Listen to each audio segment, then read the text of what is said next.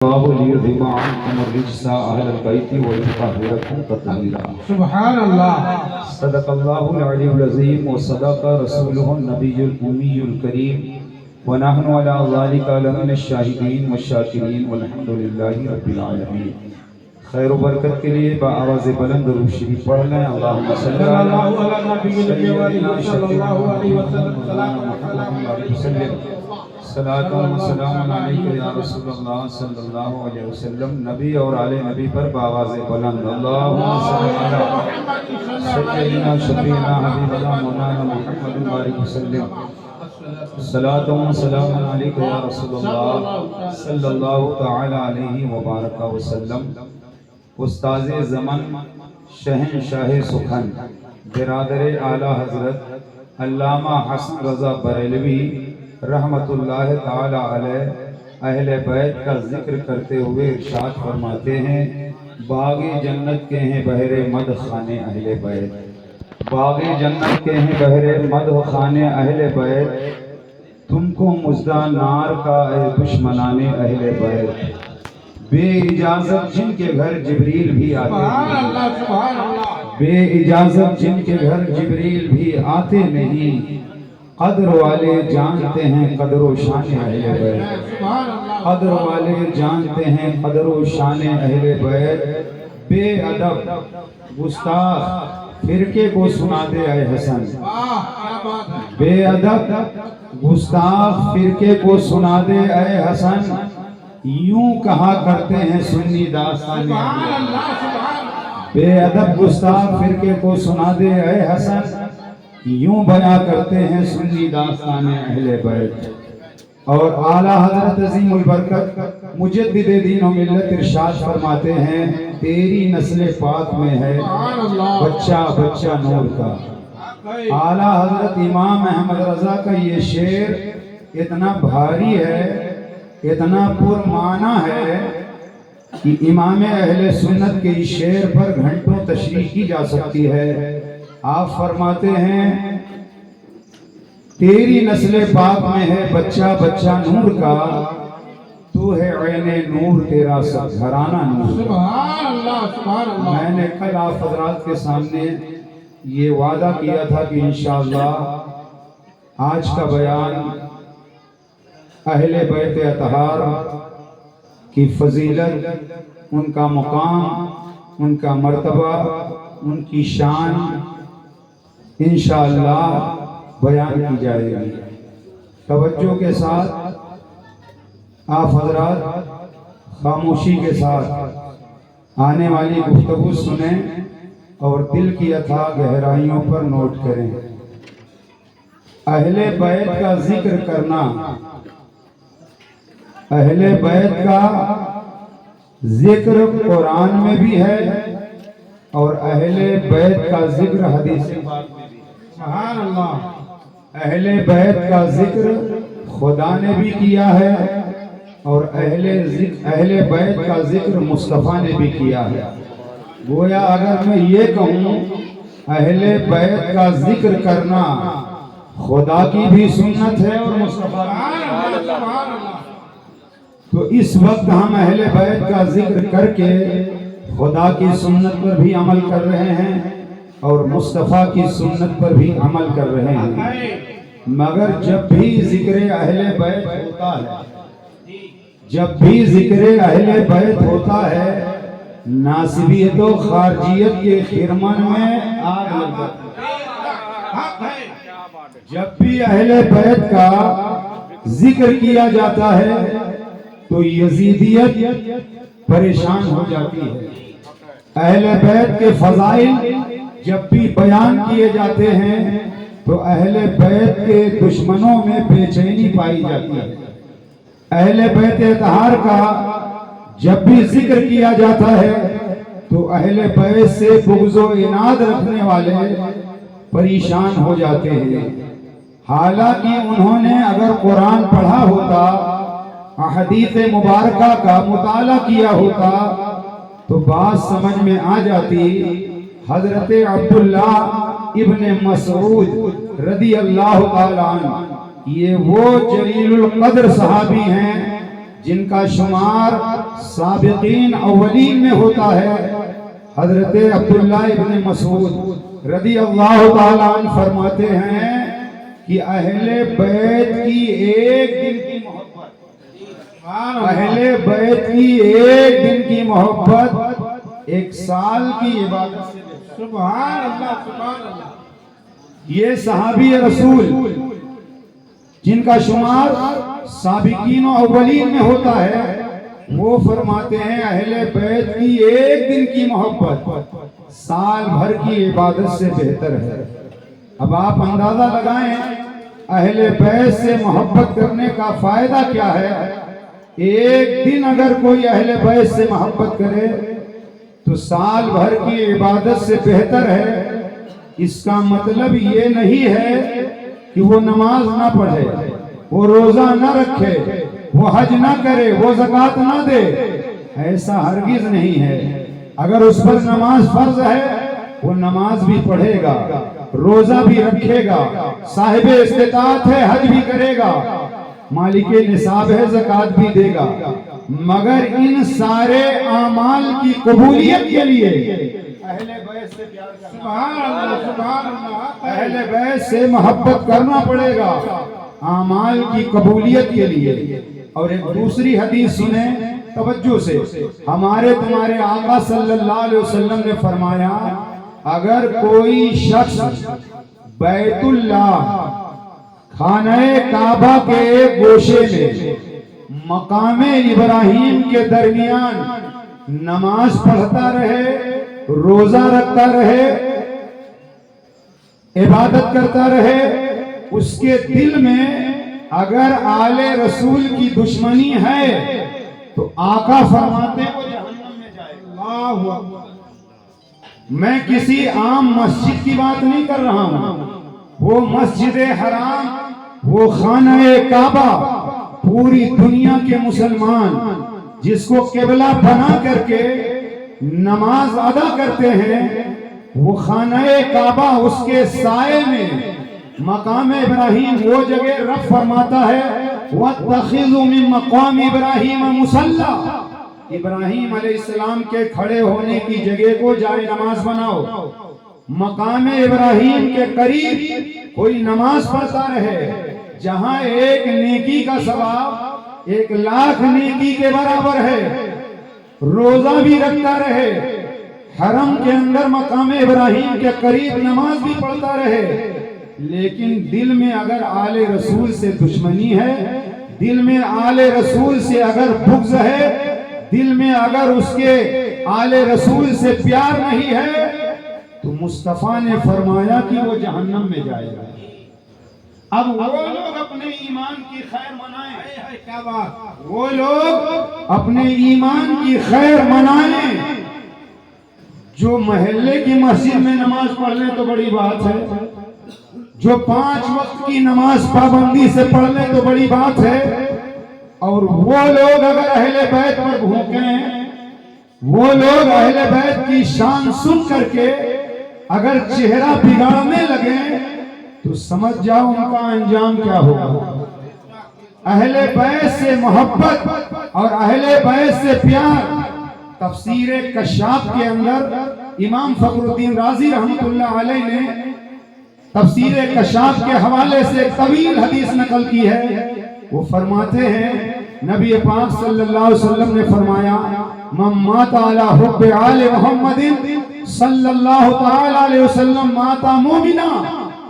آقا فرماتے ہیں جو اہل بیت سے محبت کرے اور محبت اہل بیت میں مر جائے تو مومن ہو کر مرے گا۔ سبحان اللہ، سبحان اتنی اللہ۔ بڑی گارنٹی ہے، نمازی نماز پڑھے، صدقہ و خیرات کرے، کوئی گارنٹی نہیں ہے کہ ایمان پر مرے گا، مگر محبت اہل بیت میں مرنے والا ایمان پر مرے گا۔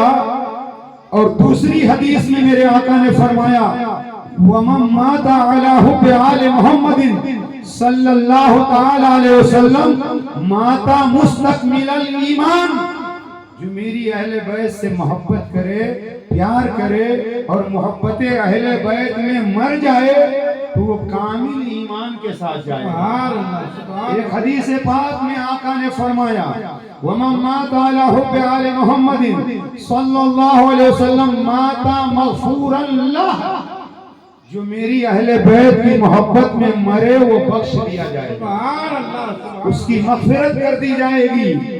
ایک حدیث میں میرے آقا صلی اللہ تعالی علیہ وسلم نے ارشاد فرمایا کہ وَمَن مَاتَ عَلَى بُغْضِ آلِ مُحَمَّدٍ صلی اللہ علیہ وسلم مَاتَ کافرا، جو میری اہل بیت سے بغض رکھے، اناد رکھے، دشمنی رکھے، جلن رکھے، حسد رکھے، کینہ رکھے، آقا فرماتے ہیں وہ مرے گا تو کفر کی موت مرے گا۔ اللہ اکبر ایک حدیث میں کہ وہ جنت کی خوشبو سے بھی محروم کر دیا جائے گا۔ جو اہل بیت سے بغض رکھے، دشمنی رکھے، وہ جنت کی خوشبو سے محروم کر دیا جائے گا۔ آپ اندازہ لگائیں اہل بیت کا پیار اور اہل بیت کا بغض، اہل بیت سے پیار کرنے والا انشاءاللہ جنت میں جائے گا، اور اہل بیت سے بغض رکھنے والا جہنم میں جائے گا۔ اہل بیت سے بغض رکھنے والا جہنم میں جائے گا۔ اور جس دور سے ہم اور آپ گزر رہے ہیں یہ اتنا نازک دور ہے کہ اگر 2-3 مرتبہ کوئی علی علی علی کرے، حسین حسین حسین حسین کرے، اہل بیت کا بار بار ذکر کرے تو فوراً اس پر رافضیت کا ٹھپا لگا دیا جائے۔ یہ ابھی کا معاملہ نہیں ہے۔ غازی صاحب ایک شعر کہا کرتے ہیں پرانے لوگ ہیں چہرے بدل کے آئے ہیں۔ امام شافعی، وہ امام شافعی، 4 بڑے امام، امام اعظم ابو حنیفہ، امام شافعی، امام مالک، امام احمد بن حنبل، یہ 4 وہ ائمہ ہیں فقہ میں۔ ہم چاروں امام برحق ہیں، اور جو امام اعظم کی پیروی کرے، ان کی تقلید کرے مسائل میں، وہ حنفی کہلاتا ہے۔ جو امام شافعی کی مسائل میں تقلید کرے وہ شافعی کہلاتا ہے۔ جو امام احمد بن حنبل کی تقلید کرے وہ حنبلی کہلاتا ہے، اور جو امام مالک کی پیروی کرے مسائل میں وہ مالکی کہا جاتا ہے۔ امام شافعی رحمت اللہ تعالی علیہ، میں جن کا ذکر کر رہا ہوں یہ کوئی عام امام کا ذکر نہیں کر رہا ہوں۔ امام شافعی رحمت اللہ علیہ کی وہ ذات پاک ہے جنہوں نے 7 سال کی عمر میں 5 اور 2 7 60 ہم سمجھ لینا، 7 سال کی عمر میں امام شافعی نے قرآن کو حفظ کیا، سبحان اللہ اور 9 سال کی عمر میں موطا امام مالک کو 9 راتوں میں حفظ کیا۔ سبحان اللہ وہ امام شافعی رحمت اللہ تعالی علیہ ہیں۔ آپ کو اہل بیت سے بہت پیار تھا، بہت لگاؤ تھا، مگر اس زمانے میں بھی یہ پیار، یہ محبت لوگوں سے دیکھی نہ گئی۔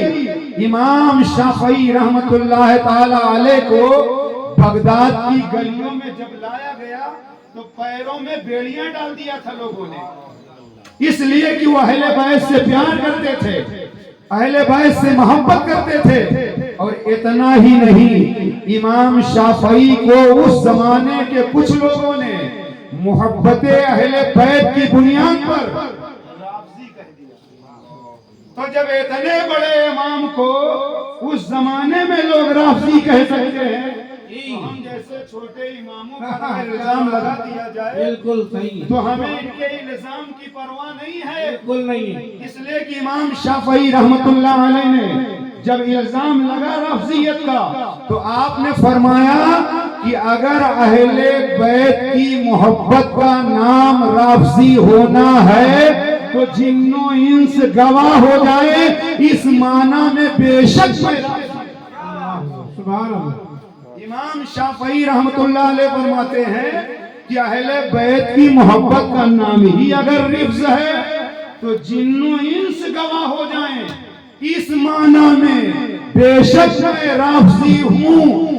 اور مرجو قول کے مطابق امام شافعی رحمت اللہ علیہ نے فرمایا کہ اس کی تو نماز بھی کامل نہیں ہوتی جو آل محمد پر درود نہ پڑھ لے۔ واہ بے شک حق ہے۔ آل محمد پر درود نہ پڑھ لے اس کی نماز بھی صحیح نہیں ہوتی ہے۔ تو اتنے بڑے امام شافعی جن کی لاکھوں لوگ پیروی کرتے مقلد ہیں، ان پر لوگوں نے رافضیت کا الزام لگا دیا، اس لیے کہ محبت اہل بیت میں وہ سرشار رہا کرتے تھے۔ اور چاروں ائمہ آپ ان کی سیرت پڑھیں، امام اعظم ابو حنیفہ رحمۃ اللہ تعالی علیہ کرسی پر بیٹھ کر وعظ فرما رہے تھے، تقریر فرما رہے تھے۔ اہل بیت کا پیار دیکھو ہمارے اماموں کے دل میں کتنا تھا۔ امام اعظم ابو حنیفہ رحمۃ اللہ علیہ کرسی پر بیٹھ کر تقریر فرما رہے تھے، آپ لوگ مجھے دیکھ رہے ہیں، میرے پیچھے کیا ہے میں نہیں دیکھ رہا ہوں، آپ کے پیچھے کیا ہو رہا ہے جب تک آپ سر نہ گھمائیں آپ کو پتہ نہیں چلے گا پیچھے کون آ رہا ہے کون جا رہا ہے۔ توجہ سے سنیے، امام اعظم ابو حنیفہ کرسی پر بیٹھ کر وعظ فرما رہے تھے، سامنے سے ایک چھوٹا سا بچہ اپنے مکان سے نکلا اور دوڑتے ہوئے سامنے والے مکان میں گھس گیا۔ امام اعظم نے جب دیکھا تو کرسی چھوڑ کر کھڑے ہو گئے، تقریر بند نہیں کی، وعظ جاری رہا، اور اس کے بعد آپ بیٹھ گئے، بیان جاری رہا۔ کچھ دیر کے بعد دوران تقریر امام اعظم پھر اٹھ کر کھڑے ہو گئے اور پھر بیٹھ گئے۔ دوران تقریر 2-3 مرتبہ ایسا واقعہ ہوا۔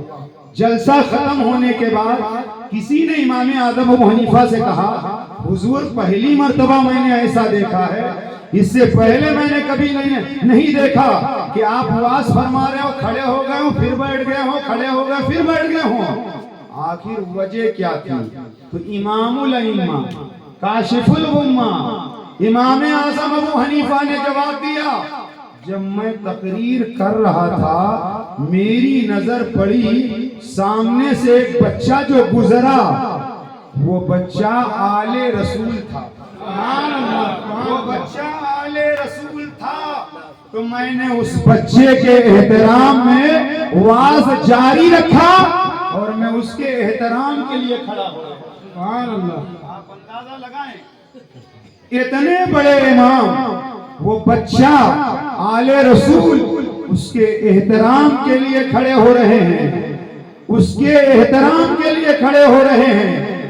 معلوم یہ ہوا کہ ائمہ نے، بڑے بڑے لوگوں نے اہل بیت اطہار سے پیار کرنے کے بعد ہی خود امام اعظم نے فرمایا کہ نعمان ہلاک ہو گیا ہوتا اگر 2 سال امام جعفر صادق کی خدمت میں نہ رہے۔ سبحان اللہ۔ وہ امام جعفر صادق کون ہیں؟ حضرت امام باقر کے شہزادے ہیں۔ امام باقر کون ہیں؟ امام زین العابدین کے شہزادے ہیں۔ امام زین العابدین کون ہیں؟ امام حسین کے شہزادے ہیں۔ امام حسین کون ہے؟ مولا کائنات کے شہزادے۔ سبحان اللہ۔ سبحان اللہ۔ تو امام اعظم ابو حنیفہ، امام شافعی رضی اللہ تعالی عنہما اہل بیت سے اتنا پیار، اور اعلیٰ حضرت کو انہوں نے سمجھا ہی نہیں، کیونکہ اعلیٰ حضرت کو وہی سمجھے گا جو اعلیٰ حضرت ہوگا، ادنا حضرت اعلیٰ حضرت کو کبھی نہیں سمجھ پائیں گے۔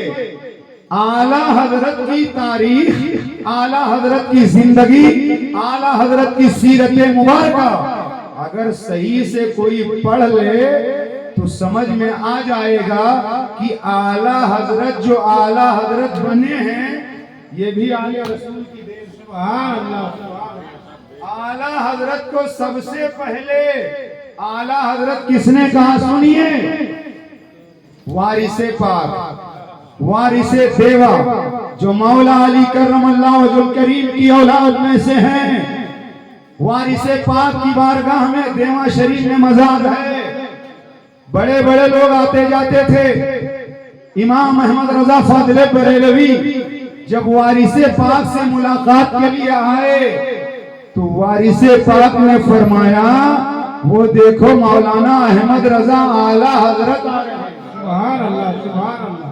سب سے پہلے امام احمد رضا کو اعلیٰ حضرت کسی اور نے نہیں کہا ہے، آل رسول نے کہا ہے، بے شک وارث پاک نے کہا ہے، اور وارث پاک کا دیا ہوا لقب اتنا مشہور ہوا کہ پورب چلے جاؤ تو اعلیٰ حضرت، پچھم چلے جاؤ تو اعلیٰ حضرت، اتر چلے جاؤ تو اعلیٰ حضرت، دکھن چلے جاؤ تو اعلیٰ حضرت۔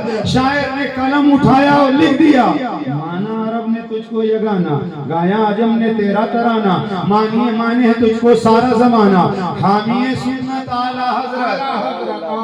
اعلیٰ حضرت کو اعلیٰ حضرت بنانے والے یہ کوئی اور نہیں، یہ لقب دینے والے وارث پاک ہیں۔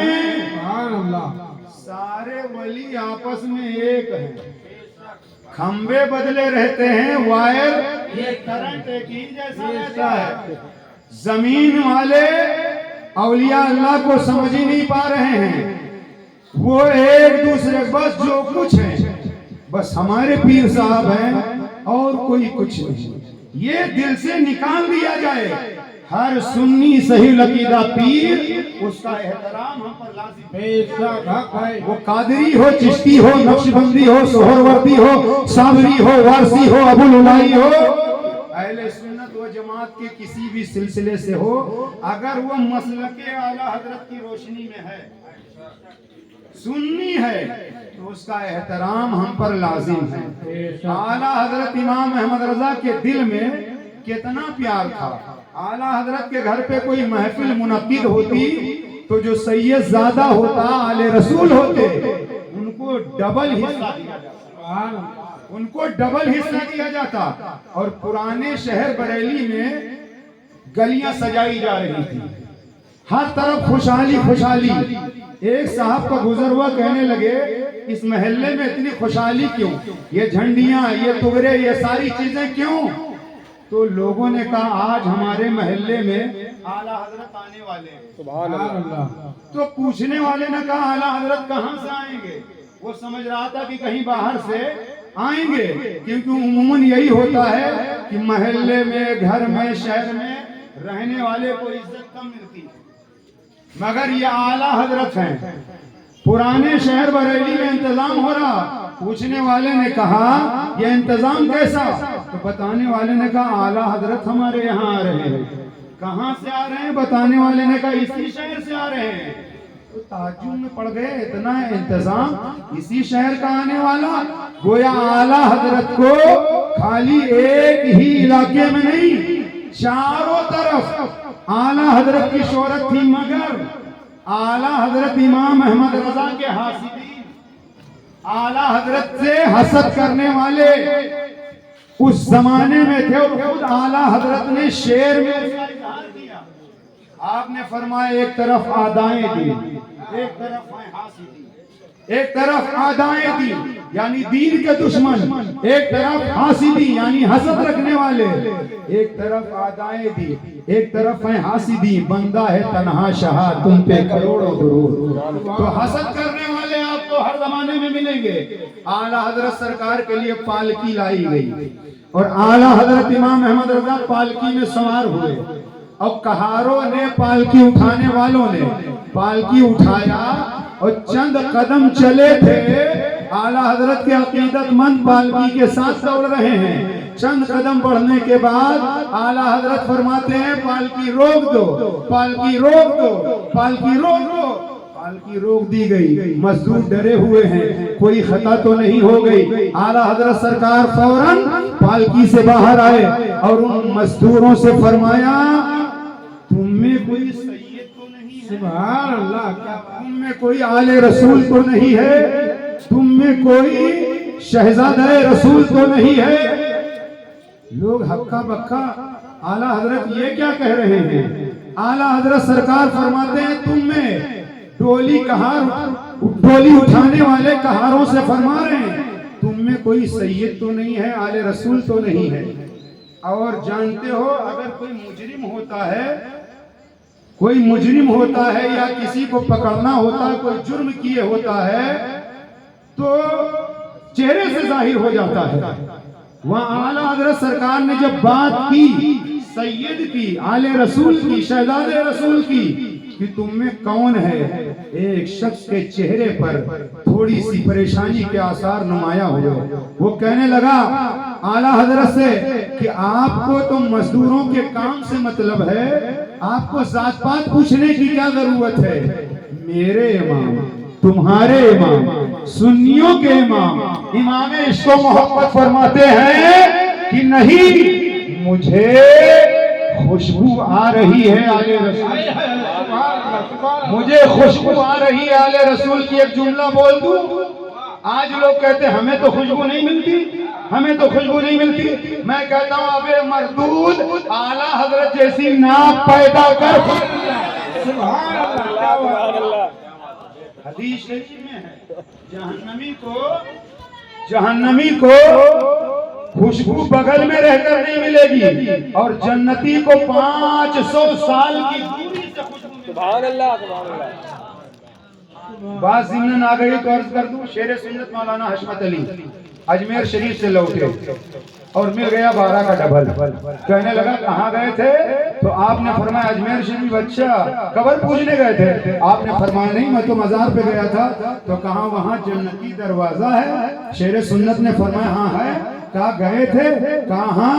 تو پوچھنے والے نے کہا جو جنتی دروازے سے گزر جاتا ہے تو اس کے جسم سے خوشبو آتی رہتی ہے. وہ آگے بڑھ کر کے سن رہا ہے. مولانا حشمت علی نے کہا تو کیا کر رہا ہے؟ کہنے لگا آپ سے تو کوئی خوشبو نہیں آ رہی ہے. تو شیر سنت مظہر اعلیٰ حضرت مولانا حشمت علی نے ایک جملہ فرمایا تھا. فرمایا جہنمی ناک لے کر جنتی خوشبو سونگنا چاہتا. پہلے ناک اگر جنتی ہوگی تو جنت کی خوشبو ملے گی. حضرت کو خوشبو نہیں ملے گی، اعلیٰ حضرت کو ملے گی. آپ نے فرمایا مجھے خوشبو مل رہی ہے. تم میں سے کون ہے؟ ایک شخص کہنے لگا حضور میں کئی دن سے پریشان، کوئی ہنر نہیں جانتا، نوکری کرنا نہیں آتی. حضور میں روزانہ انہی مزدوروں کی سب میں آ کر بیٹھ جاتا ہوں اور پالکی اٹھانے کا کام کرتا ہوں. جو کچھ تھوڑا بہت مل جاتا ہے گزر بسر ہو رہی ہے. اتنا سننا تھا. آج تو حال یہ ہے کہ جرم اگر کسی سے ہو جائے تو نادم ہونے کے لیے تیار نہیں، جھکنے کے لیے تیار نہیں، کیونکہ چائے سے زیادہ کتنی گرم ہے. اگر رجوع کر لیں گے، توبہ کر لیں گے تو مریدوں میں کیا اہمیت رہے گی. مگر سنیے، وقت کے امام اہل سنت اجنبی سید جیسے ہی اعلیٰ حضرت سے اس نے اظہار کر دیا، اعلیٰ حضرت نے اپنی پگڑی، اپنا امامہ شریف اتارا، سید کے قدموں میں رکھ دیا. سبحان اللہ، سبحان اللہ. سید کے قدموں میں رکھ دیا. اور خالی اتنا ہی نہیں، اس کا دامن پکڑ کر امام احمد رضا ارشاد فرماتے ہیں مجھ سے انجانے میں خطا ہو گئی، مجھے معلوم نہیں تھا. کاش اگر میدان محشر میں رسول اللہ نے پوچھ لیا اے احمد رضا کیا میرے شہزادوں کا کاندھا اسی لیے تھا کہ وہ تمہارا بوجھ اٹھاتے رہے.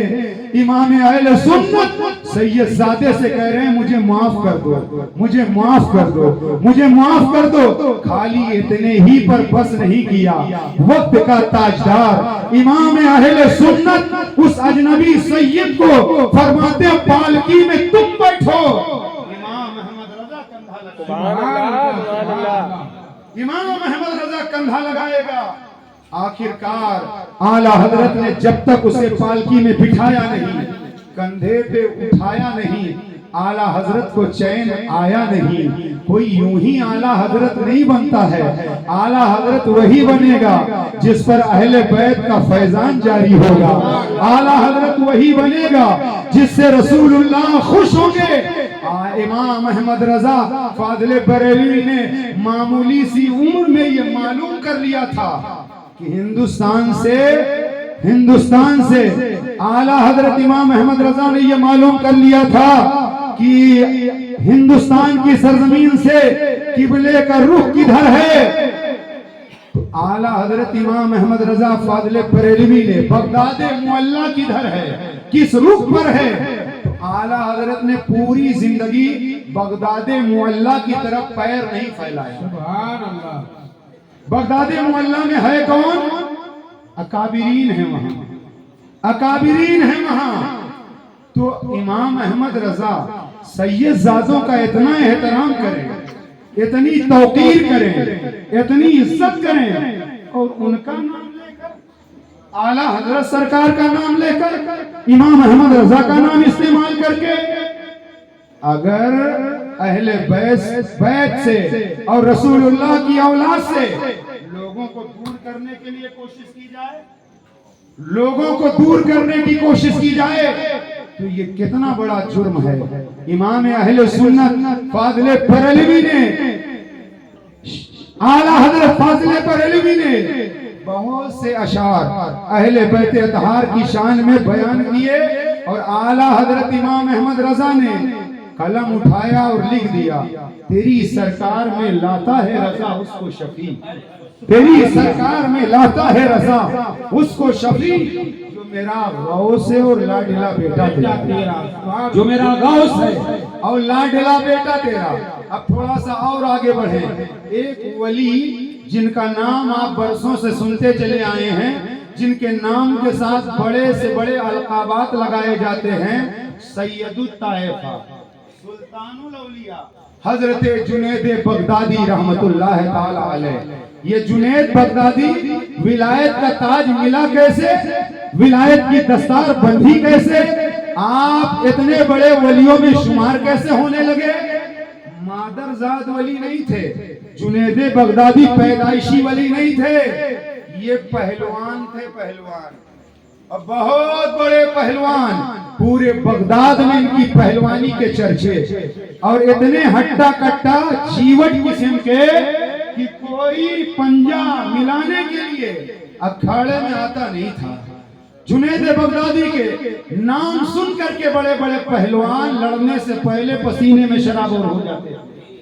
جنید بغدادی درباری پہلوان تھے، جو بادشاہ تھا، جو خلیفہ، اس کے بغل میں کبھی داہنے کبھی بائیں جنید بغدادی کی کرسی لگتی تھی اور وہاں بیٹھتے تھے. اتنے بڑے پہلوان ولایت کے درجے پر فائز نہیں تھے. اتنے بڑے پہلوان روزانہ اکھاڑے لگائے جاتے تھے، اکھاڑوں میں کشتیاں ہوتی تھی، دربار لگا ہوا ہے، امراء وزراء سب بیٹھے ہوئے ہیں، اور وہ جنید بھی کرسی پر بیٹھے، کشتیاں ہو رہی ہیں. اتنے میں مجمع کو چیرتے پھاڑتے ایک نحیف، کمزور، لاغر، پتلا دبلا شخص آیا اور لوگوں سے کہنے لگا کہ میں جنید سے کشتی لڑنا چاہتا ہوں. لوگوں نے کہا تم نے سوچا ہے اپنے بارے میں؟ جنید کا نام سن کر لوگ کانپ جاتے ہیں. تو اتنا کمزور ہے، اس نے اپنی زبان میں گویا کہا ہوگا چیٹی اور ہاتھی کا مقابلہ تو جنید سے لڑے گا. آنے والے نے کہا میرا بدن نہ دیکھو، میرا جسم نہ دیکھو، اکھاڑے میں داؤں کام آتے ہیں، موٹا پتلا ہونا کام نہیں آتا. میں وہ جوہر دکھاؤں گا کہ جنید بھی یاد کرے گا.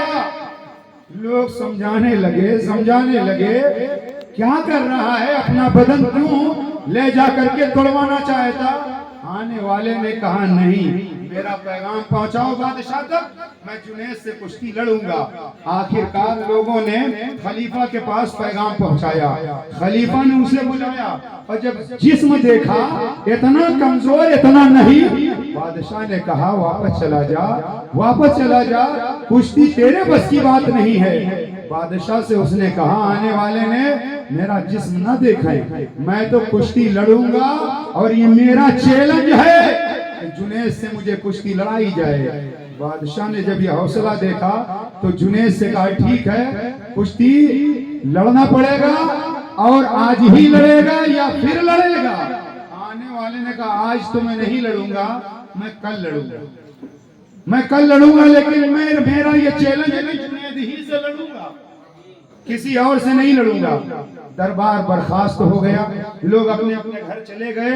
ادھر جنید بغدادی بھی اپنے گھر گئے، مگر بڑے بڑے پہلوانوں سے مقابلہ کیا تھا. کبھی آپ نے اتنا زیادہ بے قراری میں وقت نہیں گزارا تھا. بستر پر لیٹے ہیں، بار بار خیال آ رہا کچھ تو ہے اس کے اندر، کچھ تو ہے اس کے اندر جو اس نے مجھ سے لڑنے کے لیے وعدہ کیا ہے. بہرحال سویرا ہوا، پورے علاقے میں، بغداد کے پورے علاقے میں خبر کر دی گئی آج جنید کا مقابلہ ہوگا.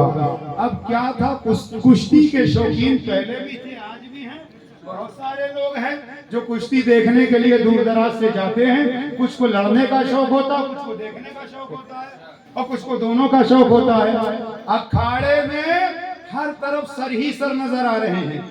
اتنی بھیڑ، اتنا مجمع، اس سے پہلے کبھی لوگ جمع نہیں ہوئے تھے. اب انتظار ہو رہا ہے. 1 گھنٹہ گزر گیا، وعدہ کر کے جانے والا پلٹ کر آیا نہیں.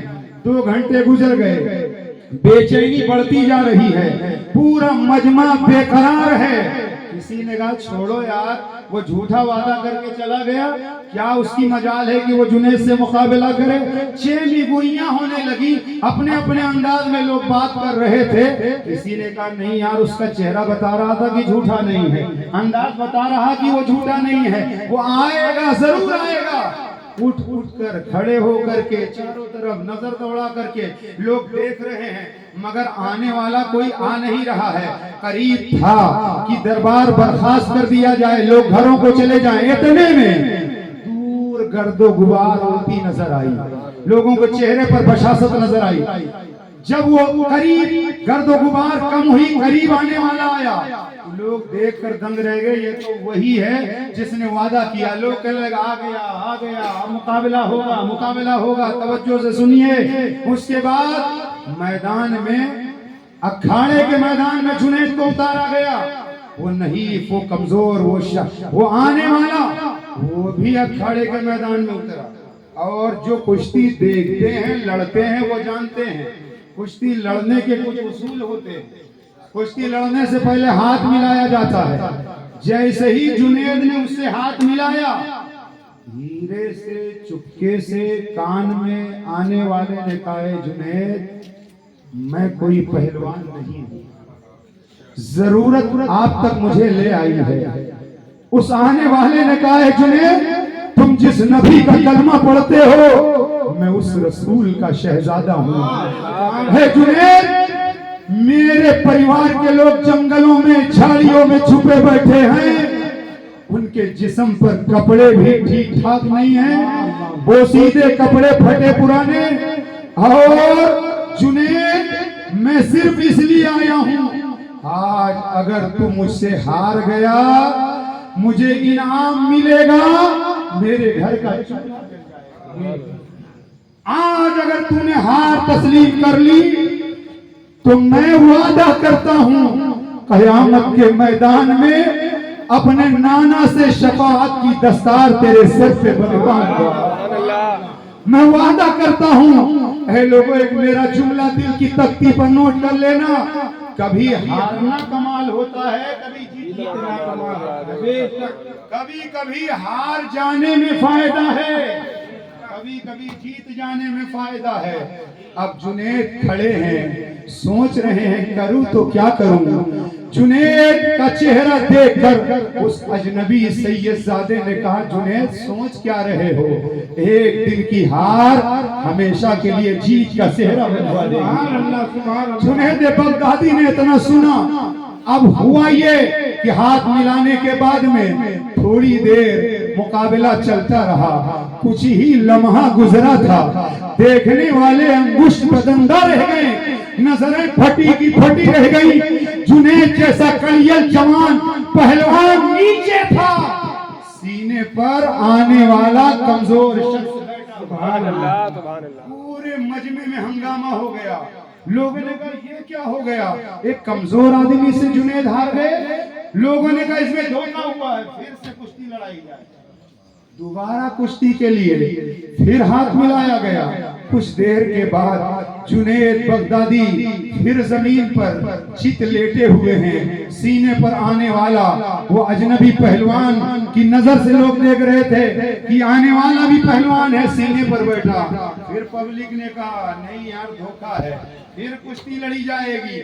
3 مرتبہ کشتی لڑی گئی، تینوں مرتبہ جنید نیچے تھے، گویا جنید نے سمجھ لیا تھا کہ میں اگرچہ پہلوان ہوں مگر میرے اندر ہمت کہاں کہ رسول اللہ کی اولاد کے سینے پر رسول اللہ کی اولاد کے سینے پر بیٹھوں۔ جنید نے ہار تسلیم کر لی، مجمع میں ہر طرف خوشی ہی خوشی ہے، اس آنے والے کو لوگ گود میں اٹھا رہے ہیں، کوئی سینے سے لگا رہا ہے، انعام و اکرام سے مالا مال کر دیا گیا۔ جنید جت میدان میں لیٹے ہیں، کل تک جنید کو لوگ گود میں اٹھاتے تھے مگر آج جنید کو کوئی پرسان حال نہیں ہے، جنید پہ لوگ لعنت و ملامت کر رہے ہیں، حکومت کا پیسہ برباد کر رہا تھا، آج پتا چلا اصلی پہلوان کون ہے۔ لوگ برا بھلا کہتے ہوئے اپنے اپنے گھروں کی طرف چلے گئے اور وہ کمزور نہیں آنے والا سید سادہ جنگل کی طرف نکل گیا انعام و اکرام لے کر۔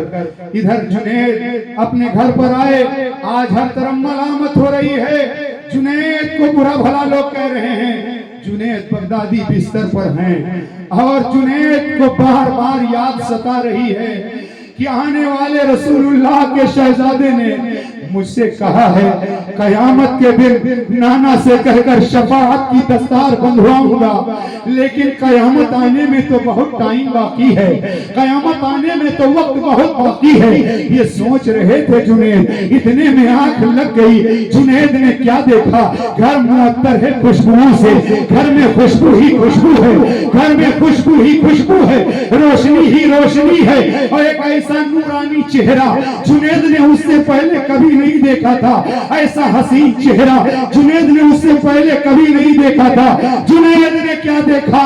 نگاہیں پھٹی کی پھٹی ہیں، آمینہ کے لال خواب میں تشریف لائے ہیں، امام الانبیاء جلوہ بار ہیں، رسول اللہ تشریف فرما ہے، اور جنید سے کہتے ہیں جنید میرے شہزادے نے کہا تھا قیامت میں دستار بندھواؤں گا، میں تو قیامت تک انتظار ہی نہیں کرواؤں گا، قیامت میں تو وعدہ پورا کیا جائے گا مگر میں تو قیامت کو انتظار نہیں کرواؤں گا۔ اور میرے آقا فرماتے ہیں اے جنید میں اکیلا نہیں آیا ہوں، واہ اے جنید میں اکیلا نہیں آیا ہوں، یہ حسنین کے بابا جان سبحان اللہ سبحان اللہ حسنین کے بابا مولا کائنات بھی آئے ہوئے ہیں۔ میرے آقا فرماتے ہیں جنید قیامت میں جو وعدہ کیا ہے میرے شہزادے نے میں پورا کروں گا، مگر اے جنید میں چاہتا ہوں کہ اس وقت تیرے سر پر ولایت کا تاج، تیرے سر پر ولایت کی دستار باندھوں، تیرے سر پر ولایت کا امامہ سجا دوں۔ جنید بغدادی کو خواب میں مصطفیٰ جان رحمت نے بشارت سنا دی، مولا کائنات نے اپنی زیارت کرا دی، اس کے بعد میں اللہ کے حبیب تشریف لے گئے، جنید اٹھ رہے ہیں، پورا گھر مہک رہا ہے، پورا گھر خوشبو سے معطر، میرے امام کہتے ہیں کیا بھٹکتے ہیں کیا مہکتے ہیں، مہکنے والے بو پہ چلتے ہیں، بھٹکنے والے ان کی مہک نے دل کے گنچے کھلا دیے ہیں، جس راہ چل دیے ہیں گنچے بسا دیے ہیں۔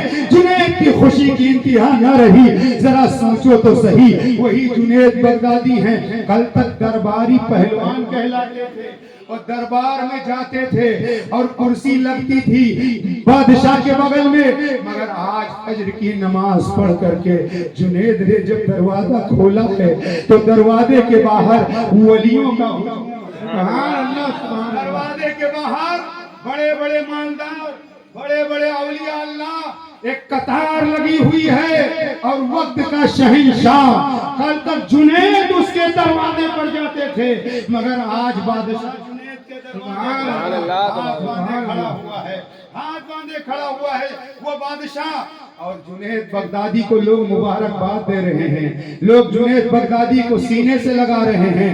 اتنے میں ایک دبی سی ہلکی سی آواز آئی، اے جنید دیکھ لے میں نے وعدہ کیا تھا میدان محشر میں شفاعت کا، نانا جان سے شفاعت کی دستار بندھواؤں گا، اے جنید دیکھ لے رات میں تیرے سر پر میرے نانا نے ولایت کی دستار باندھی ہے۔ جنید بغدادی نے جب نظر گھما کے دیکھا تو کوئی اور نہیں، وہی سید زادہ ہے، وہی آل رسول ہے۔ جنید نے آگے بڑھ کر کے سینے سے لگا لیا۔ اس کے بعد جنید بغدادی ولیوں کے مجمع میں اور ولیوں کی صفوں میں جنید بغدادی کا نام وہ روشن ہوا کہ جنید بغدادی پانی پر مصلا بچھا دیا کرتے تھے، اور یا جنید یا جنید یا جنید کوئی ساتھ میں کھڑا ہوتا وہ بھی یا جنید کہتے، پار ہو جایا کرتا تھا۔ تو جنید بغدادی سے جو سلطان الاولیاء سید الطائفہ جنید بغدادی کو ایک اجنبی آل رسول سے محبت اور ایک ہار نے انہیں کتنا قابل توجہ بنا دیا اور کتنی بڑی جیت عطا کر دی۔ ایک ہار نے آل رسول کا احترام کیا، آل رسول سے پیار کیا، تو جنید بغدادی کو اللہ نے وہ مقام عطا فرما دیا، وہ شہرت عطا فرما دی، وہ عزت عطا فرما دی، وہ مقام عطا فرما دیا۔ معلوم یہ ہوا 10 دن اگر 10 دن آل رسول کی محبت میں، اہل بیت کی محبت میں آپ بیٹھے رہے، ہو سکتا ہے ایک نظر میرے امام کی پڑ جائے، ہو سکتا ہے مولا علی کی نگاہ اٹھ جائے، اہل بیت کی نظر پڑ جائے تو بیڑا پار ہو جائے، وارے نیارے ہو جائیں گے۔ اس لیے کہ اہل بیت اطہار کے یہاں مال نہیں دیکھا جاتا، دل کا حال دیکھا جاتا۔ سبحان اللہ سبحان اللہ۔ دل میں اگر پیار ہے تو یہ دل زندہ ہے، اور دل میں اگر نبی کا پیار نہیں تو یہ دل مردہ ہے، یہ دل مردہ ہے۔ وہ دل زندہ ہے جس میں مصطفیٰ کا پیار۔ ایک واقعہ اور سنا دیتا ہوں پھر بات مکمل۔ سمرقند بخارا کا نام آپ نے سنا ہوگا، سمرقند بخارا، ایک بیوہ سیدہ، شوہر کا انتقال ہو گیا، بیوہ کو گلے لگانا، بیوہ کی حفاظت کرنا، بیوہ کو نکاح کے بعد پیار دینا، یہ سب میں ہمت نہیں ہوتی ہے، یہ اہل بیت اطہار کے ماننے والوں میں ہی ہمت ہوتی ہے، یہ اہل بیت کے چاہنے والوں میں ہمت ہوتی ہے۔ بیوہ سیدہ، گھر میں جو تھا نقدی ختم ہو گیا، کوئی کمانے والا نہیں، چند بچیاں ہیں، وہ سیدہ ان بچیوں کو لے کر بخارا کی ایک سمرقند کی ایک مسجد میں بچیوں کو بٹھا دیا، خود باہر آئیں تاکہ خورد و نوش کھانے پینے کا انتظام کیا جائے۔ بیوہ سیدہ تشریف لے جا رہی تھی، اتنے میں ایک چوراہے پر لوگوں کا مجمع تھا۔ بیوہ سیدہ نے پوچھا اس چوراہے پر کون بیٹھا ہے؟ لوگوں نے بتایا شہر کا زمیندار، رئیس، مالدار ہے۔ اتنا جب سنا سیدہ نے، بیوہ نے کہا وہ مسلمان ہے؟ لوگوں نے کہا ہاں مسلمان ہے۔ بس بیوہ سیدہ تشریف لے گئی، قریب پہنچی، جانے کے بعد انہوں نے کہا اے رئیس مسلمان، تو میرے نانا کا کلمہ پڑھتا ہے، میں بیوہ ہوں، سیدہ ہوں، بچیاں میری یتیم ہیں، اے مسلمان، اے رئیس، اے زمیندار، تھوڑی سی میری مدد کر دے، کھانے پینے کا انتظام کرا دے۔ حضرات دولت کے نشے میں آدمی کبھی کبھی اتنا چور ہوتا ہے کہ وہ پہچان ہی نہیں پاتا ہے کس سے کیسی بات کر رہے ہیں۔ وہ رئیس مسلمان دولت کے نشے میں چور تھا۔ جب بیوہ سیدہ نے فریاد کیا اور کہا کہ سنو، میں تو سیدہ ہوں، بیوہ ہوں، میں صدقے کا مال نہیں کھا سکتی، میری بچیاں زکوٰۃ نہیں لے سکتی، صدقہ واجبہ ہم استعمال نہیں کر سکتے، لہذا میری مدد کر دے، اس کا بدلہ میدان قیامت میں دلوا دوں گی، اس کا صلہ میں تجھے ضرور دلواؤں گی۔ مسلمان جو دولت کے نشے میں تھا کہنے لگا تم آل رسول ہو، سیدہ ہو، سیدزادی ہو، کیا پہچان ہے؟ کیا پہچان ہے کہ تم سیدہ ہو؟ جب تک پہچان دکھاؤ گی نہیں یہاں سے کچھ پاؤ گی نہیں۔ بیوہ نے کہا میں کیا مصیبت میں، پریشانی میں کیا پہچان بتاؤں؟ یقین کر لے میں بیوہ ہوں، یقین کر لے میں سیدہ ہوں، یقین کر لے میں آل رسول ہوں، یقین کر لے میں شہزادی رسول ہوں۔ اس نے کہا نا کچھ نہیں ملے گا جب تک پہچان نہیں بتاؤ گی۔ سیدہ وہاں سے آگے بڑھی، آنکھیں بھیگ جاتی ہیں کہ مسلمان کہلانے والے نے مجھے واپس کر دیا ہے، مسلمان کہلانے والے نے مجھے اپنے در سے واپس کر دیا ہے۔ بیوہ سیدہ نظریں جھکا کر کے پھٹے پرانے کپڑے اور چادر میں اپنے بدن کو باپردہ ہو کر کے، بدن کو چھپا کر کے چلی جا رہی تھی۔ کچھ دور بڑھی، ایک جگہ پر اور دیکھا لوگ اکٹھا ہیں۔ سیدہ نے پوچھا یہاں کون بیٹھا ہے؟ لوگوں نے کہا شہر کا محافظ ایک مجوسی ہے، آتش پرست ہے، مسلمان نہیں ہے۔ بیوہ سیدہ نے کہا مسلمان ہو کر کچھ نہیں دیا تو یہ کیا دے گا، مگر چلو یہاں بھی چل کر کے دیکھ لیا جائے۔ بیوہ سیدہ اس مجوسی کے پاس گئیں اور جانے کے بعد میں پورا واقعہ بتایا، میری بچیاں یتیم ہیں، مسجد میں بیٹھی ہیں اور فلاں رئیس نے مجھے واپس کر دیا، مجھ سے پہچان مانگی ہے اور میں بتاؤں کیا پہچان اسے میں دکھاؤں، میں اس مصیبت میں کون سی اسے پہچان بتاؤں۔ وہ مجوسی آگ کا پجاری۔ حضرات پہچان ہوتی ہے، ہر آدمی کی پہچان نہیں کر پاتا۔ وہ مسلمان ہو کر پہچان نہ کر سکا۔ آتش پرست مجوسی نے کہا ارے اس نے پہچان مانگا ہے، اس سے بڑی اور پہچان کیا ہو سکتی ہے؟ تیرے چہرہ، تیرا جھکا ہوا چہرہ، نظریں جھکی ہوئی، تیرا پردہ میں ہونا، تیرا کردار، تیرا اخلاق، تیرا کیریکٹر بتا رہا ہے کہ تو شہزادی رسول ہے، تو سیدہ ہے۔ میں تیری مدد کروں گا، میں تیری خدمت کروں گا۔ آگ کا پجاری مجوسی اپنے خادم کو بلاتا ہے اور کہتا ہے میری بیوی کو بلا کر لاؤ۔ خادم جاتے ہیں، مجوسی کی بیوی کو چند کنیزیں ساتھ میں ہیں۔ آتش پرست نے کہا یہ آل رسول ہیں، ان کے احترام کے ساتھ ساتھ ان کو مسجد میں لے جاؤ اور ان کی شہزادیوں کو باعزت ساتھ میں لاؤ اور گھر میں ایک کمرہ صاف کر دو، ان کے احترام اور عزت کے لیے ان کے کھانے پینے کا انتظام کرو۔ آتش پرست مجوسی کی بیوی چند خادماؤں کو ساتھ میں لے کر کے سیدہ کے ساتھ گئی اور مسجد سے شہزادیوں کو لے کر آئی اور گھر میں ایک کمرہ صاف کیا۔ بیوہ سیدہ کو، ان کی بچیوں کو کھانے پینے، نہانے دھونے کا سارا انتظام کرایا، بڑی عزت کیا۔ اب توجہ سے سنیے، دن گزر گیا، یہ بیوہ سیدہ بچیاں سو گئی، لوگ بھی اپنے اپنے بستروں پر سو گئے۔ ادھر وہ رئیس مسلمان، وہ مالدار مسلمان، وہ بھی بستر پر سویا ہوا تھا۔ اس نے خواب دیکھا میدان قیامت قائم ہے، اللہ کے نبی صلی اللہ علیہ وسلم تشریف فرما ہیں اور گنہگاروں کو، پرہیزگاروں کو سب کا حساب ہو رہا ہے اور جنتی جنت میں جا رہے ہیں، دوزخی دوزخ میں جا رہے ہیں۔ یہ رئیس مسلمان جب اس کا نمبر آیا، جنت کے دروازے پر پہنچا تو جیسے ہی آگے جانے لگا مصطفیٰ نے روک دیا۔ کہاں جا رہا ہے؟ خواب کی حالت میں نبی نے جنت میں جانے سے روک دیا، فرمایا ٹھہر، کہاں جا رہا ہے؟ ہاتھ جوڑ کر کہنے لگا یا رسول اللہ یہ جنت کس کے لیے؟ آقا نے فرمایا میرے غلاموں کے لیے، مسلمانوں کے لیے۔ کہنے لگا آقا میں بھی تو آپ ہی کا غلام ہوں۔ اب جملہ دل کی تختی پر نوٹ کرنا، جیسے ہی اس نے اتنا کہا میرے آقا فرماتے ہیں نادان تو مسلمان ہونے کا دعویٰ کرتا ہے؟ کہا میں تو مسلمان، میرے مصطفیٰ فرماتے ہیں مسلمان ہے تو پہچان بتا دے، مسلمان ہے تو پہچان بتا دے۔ میری شہزادی تیرے در پر گئی تو تو نے پہچان طلب کیا کہ سید ہے تو پہچان بتا۔ تو مسلمان ہونے کا دعویٰ کر رہا، اگر مسلمان ہے تو پہچان بتا۔ زار و قطار رو رہا ہے، اتنے میں آنکھ کھل گئی۔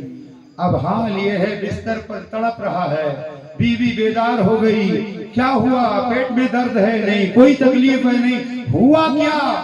تو زار و قطار روتے روتے کہنے لگا وہ رئیس مسلمان جس سیدہ کو دن میں نے اپنے دروازے سے واپس کیا تھا، ابھی ان کے نانا جان نے جنت کے دروازے سے واپس کر دیا ہے۔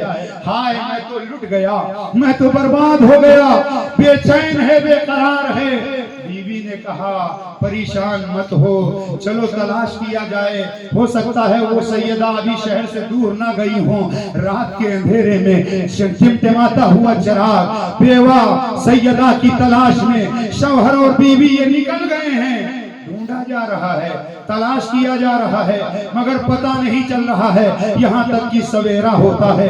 سورج نے اپنا چہرہ نقاب سے باہر کر دیا، ہر چہار جانب اجالا پھیل گیا، تب تک کہ پتہ چلا ایک محلے میں بھیڑ ہے۔ یہ شوہر اور بیوی وہاں جب پہنچے کیا دیکھا، وہی بچیاں ہیں، وہی سیدہ ہیں، وہی بیوہ ہیں، اور چاروں طرف سے صدقہ و خیرات ان کے نام پر لٹائی جا رہی ہے۔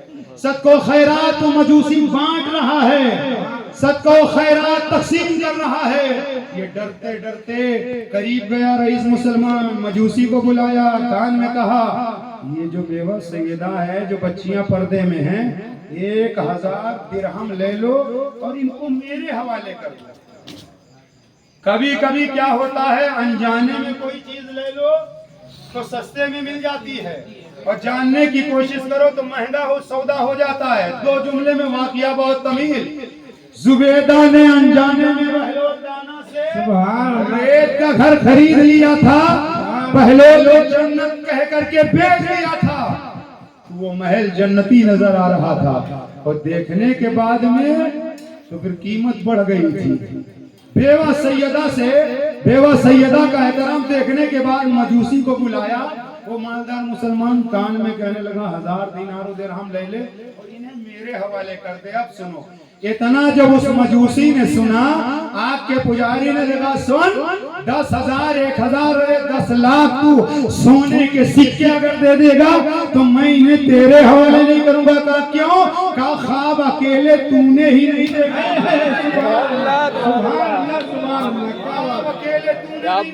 ہے، خواب میں نے بھی دیکھا۔ سن، خواب میں جنت میں جانے سے جس نبی نے تجھے روکا ہے، مجھے اسی نبی نے داخل کر دیا ہے، اسی نبی نے مجھے جنت میں داخل کر دیا ہے۔ کہا ہوا کیا؟ کہا جیسے ہی میں نے ان کی خدمت کی اور ان کے میں نے چہروں کو دیکھا تو میں نے کلمہ پڑھ لیا،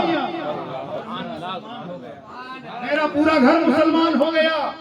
تو جس نبی نے تمہیں روک دیا تھا، اسی نبی نے ہم گھر والوں کو جنت میں داخل فرما دیا ہے، اور میں ابھی تیرے حوالے انہیں نہیں کر سکتا۔